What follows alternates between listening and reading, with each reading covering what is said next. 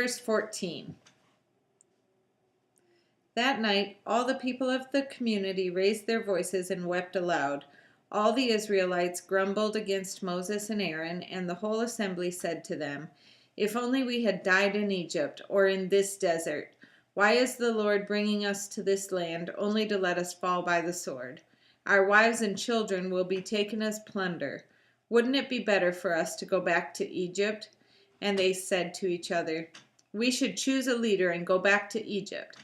Then Moses and Aaron fell face down in front of the whole Israelite assembly gathered there.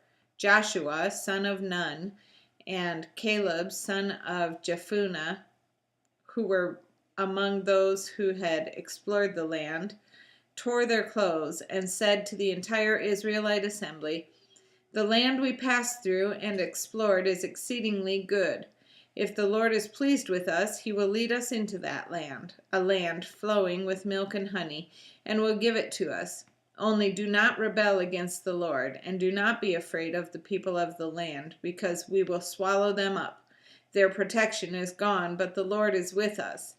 Do not be afraid of them." But the whole assembly talked about stoning them, and then the glory of the Lord appeared at the tent of meeting to all the Israelites.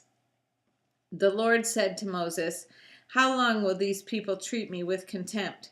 How long will they refuse to believe in me, in spite of all the miraculous signs I have performed among them? I will strike them down with a plague and destroy them, but I will make you into a greater nation, a nation greater and stronger than they." Moses said to the Lord, "Then the Egyptians will hear about it. By your power you brought these people up from among them, and they will tell the inhabitants of this land about it. They have already heard that you, O Lord, are with these people, and that you, O Lord, have been seen face to face, that your cloud stays over them, and that you go before them in a pillar of cloud by day and a pillar of fire by night.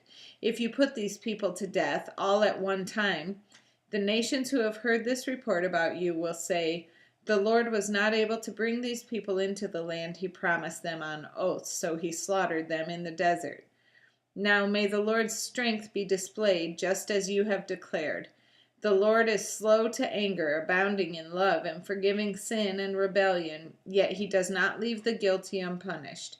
He punishes the children for the sin of the fathers to the third and fourth generation in accordance with your great love. Forgive the sin of these people, just as you have pardoned them from the time they have left Egypt until now."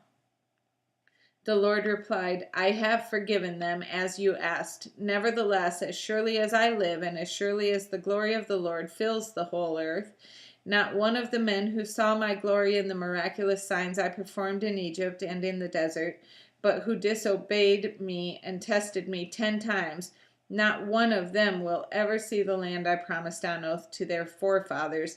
No one who has treated me with contempt will ever see it. But because my servant Caleb has a different spirit and follows me wholeheartedly, I will bring him into the land he went to, and his descendants will inherit it. Since the Amalekites and Canaanites are living in the valleys, turn back tomorrow and set out toward the desert along the route to the Red Sea." The Lord said to Moses and Aaron, "How long will this wicked community grumble against me? I have heard the complaints of these grumbling Israelites. So tell them, 'As surely as I live, declares the Lord, I will do to you the very things I heard you say. In this desert your bodies will fall. Every one of you 20 years old or more, who was counted in the census and who has grumbled against me, not one of you will enter the land I swore with uplifted hand to make your home, except Caleb, son of Jephunneh, and Joshua, son of Nun. As for your children that you said would be taken as plunder, I will bring them in to enjoy the land you have rejected. But your bodies will fall in this desert. Your children will be shepherds here for 40 years, suffering for your unfaithfulness, until the last of your bodies lies in the desert. For 40 years, 1 year for each of the 40 days you explored the land, you will suffer for your sins and know what it is like to have me against you. I, the Lord, have spoken, and I will surely do these things to this whole wicked community, which has banded together against me.